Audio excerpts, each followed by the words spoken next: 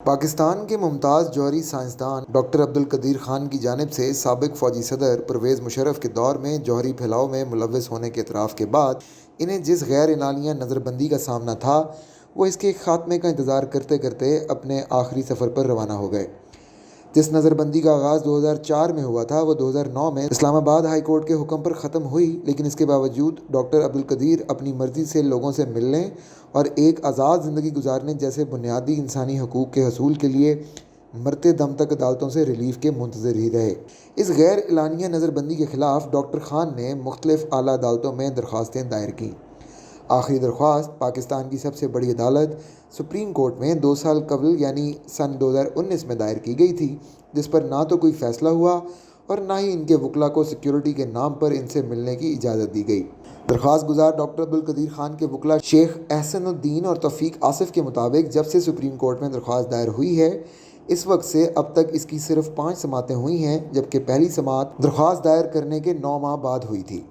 ایک سماعت کے دوران تو ڈاکٹر عبدالقدیر خان کو سپریم کورٹ لایا گیا، لیکن متعلقہ حکام نے انہیں کمرہ عدالت میں لے کر جانے کی بجائے انہیں سپریم کورٹ کے رجسٹرار آفس میں بٹھا دیا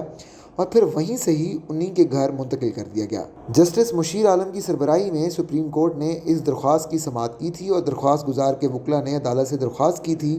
کہ ان کے موکل کو اگر کمرہ عدالت میں نہیں بلایا جا سکتا تو بینچ کے سربراہ انہیں اپنے چیمبر میں ہی سن لیں۔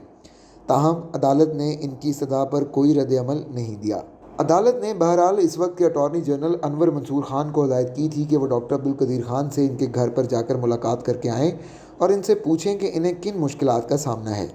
عدالتی حکم پر اس وقت کے اٹارنی جنرل نے ڈاکٹر عبدالقدیر خان سے ملاقات کی تھی،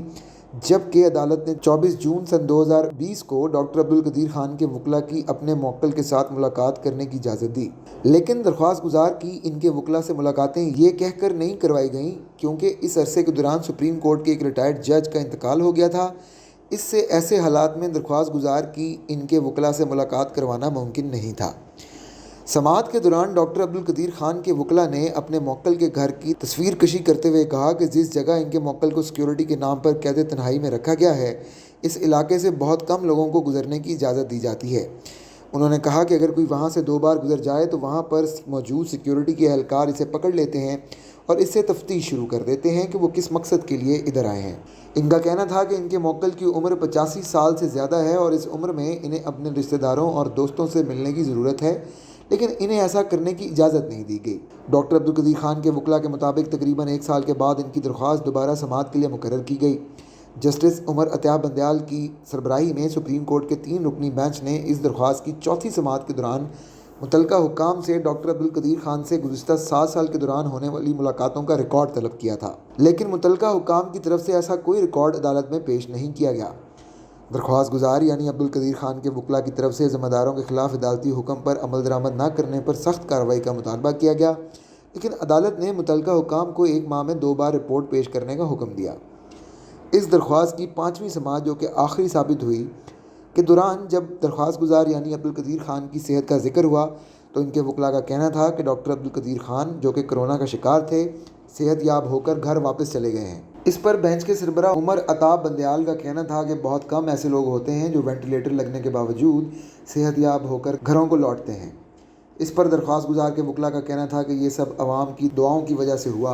ڈاکٹر عبدالقدیر خان کے وکلاء نے بینچ کے سربراہ کو مخاطب کرتے ہوئے کہا کہ ان کی موکل کی صحت یابی کے لیے انہوں نے بھی دعائیں کی ہیں، جس پر جسٹس عمر عطیہ بندیال نے اپنے ہونٹوں پر انگلی رکھ لی اور خاموشی اختیار کی۔ ان کے وکلاء نے یہ بھی کہا کہ جب ڈاکٹر عبدالقدیر خان بیمار تھے تو نہ تو وزیر اعظم اور نہ ہی کسی وزیر نے ان کی صحت کے بارے میں پوچھا اور نہ ہی ان کی تیمارداری کی۔ اس درخواست کی آخری سماعت 15 ستمبر کو ہوئی تھی اور عدالت نے یہ سماعت 1 ماہ کے لیے ملتوی کر دی تھی، تاہم درخواست کی سماعت ملتوی کرتے ہوئے اس کی اگلی تاریخ نہیں دی گئی تھی۔ اس سے پہلے ڈاکٹر عبدالقدیر نے اپنی مبینہ نظر بندی کے خاتمے کے لیے لاہور ہائی کورٹ میں درخواست دائر کی، لیکن لاہور ہائی کورٹ نے یہ کہہ کر سماعت کرنے سے انکار کر دیا تھا کہ اس درخواست کی سماعت کرنا ان کے دائرۂ اختیار میں نہیں ہے۔ جبری طور پر لاپتہ افراد کے مقدمات کی پیروی کرنے والے وکیل کرنل ریٹائرڈ انعام الرحیم نے لاہور ہائی کورٹ کے اس فیصلے کو تنقید کا نشانہ بنایا تھا۔ انہوں نے کہا تھا کہ سابق فوجی صدر پرویز مشرف کے خلاف مقدمہ وفاق نے دائر کیا تھا، لیکن انہیں سزائے موت سنانے والے بینچ کو لاہور ہائی کورٹ نے غیر آئینی قرار دیا تھا۔ اب اسی لاہور ہائی کورٹ نے ڈاکٹر عبدالقدیر خان کی درخواست کو یہ کہہ کر سننے سے انکار کر دیا ہے کہ یہ ان کے دائرۂ سماعت میں ہی نہیں آتا۔ سن 2008 میں عبدالقدیر نے اپنی غیر اعلانیہ نظر بندی کے خلاف اسلام آباد ہائی کورٹ میں درخواست دائر کی، تو اس میں عدالت نے انہیں نقل و حرکت کی اجازت تو دے دی، لیکن اس کو ان کی سیکیورٹی کے ساتھ مشروط کر دیا تھا۔ اس عدالتی احکامات کے بعد کچھ عرصے کے لیے ڈاکٹر عبدالقدیر خان کو محدود پیمانے پر آنے جانے کی اجازت دے دی گئی، لیکن اس کے بعد سیکیورٹی کے نام پر اسی عدالتی حکم نامے پر عمل درآمد روک دیا گیا۔ واضح رہے کہ سابق فوجی صدر پرویز مشرف کے دور میں جب ڈاکٹر عبدالقدیر سے ایک ٹی وی بیان میں ایٹمی پھیلاؤ کے بارے میں اعتراف کروایا گیا اور بعد میں انہوں نے اس پر افسوس کا اظہار کرتے ہوئے الزام عائد کیا کہ انہیں ایسا کرنے کا مشورہ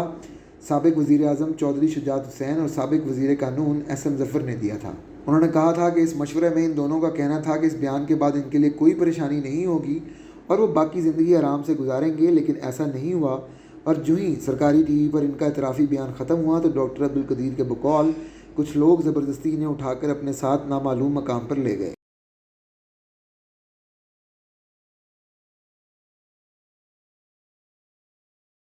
ڈاکٹر قدیر زندگی کے آخری ایام میں کافی رنجیدہ نظر آتے تھے، جس کا اظہار ان کے ایک خط میں بھی نظر آتا ہے جو انہوں نے 4 اکتوبر کو سندھ کے وزیر اعلیٰ سید مراد علی شاہ کو لکھا تھا۔ کراچی میں بی بی سی کے نامہ نگار ریاض سہیل کے مطابق سید مراد علی شاہ نے ان کی صحت دریافت کی تھی اور نیک تمناؤں کے ساتھ گلدستہ بھیجا تھا، جس کے جواب میں ڈاکٹر قدیر نے انہیں جوابی خط تحریر کیا، جس میں انہوں نے مراد علی شاہ کا شکریہ ادا کیا اور بتایا کہ وہ اب کافی بہتر ہیں۔ 2 پیراگراف کے اس خط کے دوسرے پیراگراف میں وہ لکھتے ہیں کہ جب وزیر اعظم، پنجاب، بلوچستان اور خیبر پختونخوا کے وزرائے اعلیٰ